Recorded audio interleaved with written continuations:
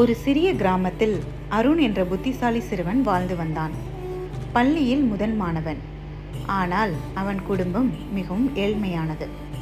அவனது தந்தை கூலி தொழில் செய்து வந்தார். தாய் வீடுகளில் வேலை செய்தார். ஆனால் அருணின் கனவு மிகவும் பெரியது. நான் மருத்துவராகி ஏழை மக்களுக்கு இலவச சிகிச்சை செய்ய வேண்டும் என்பது. ஒரு நாள் வீட்டில் உணவும் இல்லை. அவன் அம்மாவிடம், நான் படிப்பை நிறுத்த வேண்டுமா என்று கேட்டான்.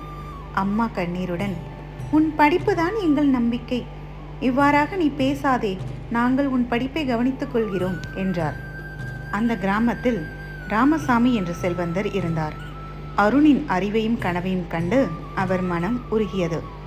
உன் படிப்பை நான் கவனிக்கிறேன் என்றார். அந்த உதவி அருணின் வாழ்க்கையை மாற்றியது.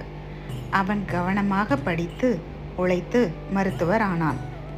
பின்னர் தனது கிராமத்திலேயே மருத்துவமனை தொடங்கி ஏழை மக்களுக்கு இலவச சிகிச்சை வழங்கினான். ராமசாமி மகிழ்ச்சியுடன் சொன்னார், பணம் மட்டும் போதாது.